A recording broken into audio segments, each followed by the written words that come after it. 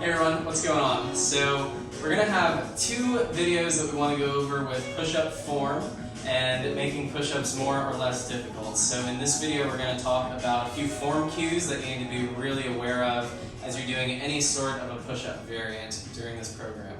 Now before we get started, make sure that you have done the shoulder warm-up, and there's a separate video for that. There's a 9-step shoulder sequence that I want you doing to make sure your shoulders are good and warm before you do any sort of push-ups. That's going to make sure that you stay really healthy throughout this program and really minimize your risk of injury or getting any kind of a little tweak in there. So once your shoulders are good and warmed up, a couple of cues that I want you to think of whenever you're doing a push-up. So number one, for most of you, you're going to be doing a very basic push-up variation, and that's going to mean your shoulders are going to be just outside of shoulder width, your palms are going to be on the ground.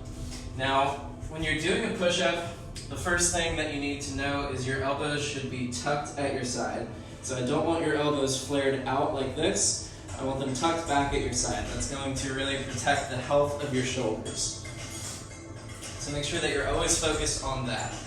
Now, the second piece to focus on is going to be your bracing. So making sure that your body is good and firm so that your arms can actually just focus on pushing into the ground.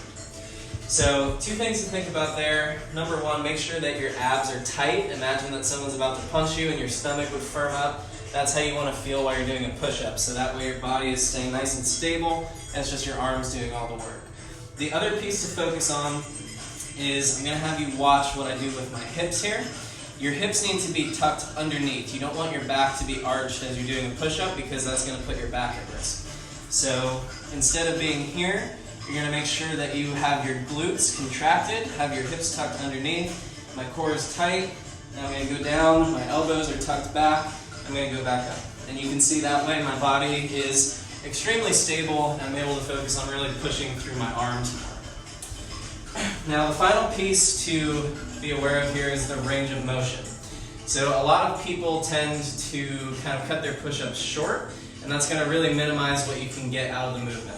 So if you think of part of the shoulder warm-up we did is getting this good full range of motion with our scapulas, we want to mimic that with a push-up. So at the bottom of the push-up, you can see my shoulder blades are getting pulled back. They're nice and tight, and that way I have a good stable platform to push off of from the ground. But then at the top, we want to actually go ahead and push forward so that we get almost a little bit of a stretch in our back.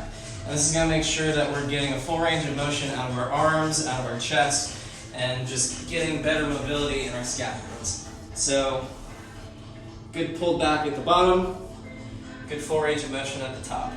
And you can even think of at the top getting a little bit of a twist in with your elbow, and that's going to help you just get your arms locked down a little bit more. So that's going to be the basic form versions, and if you need ideas on how to make a push-up harder or easier, there's going to be a lot of different variations you can go through, and I'm also going to have another video that you can find right here in this playlist somewhere, or ask me if it's not in the playlist that you're currently watching, and I'll show you how to tweak the push-up to make it harder or easier. Talk soon.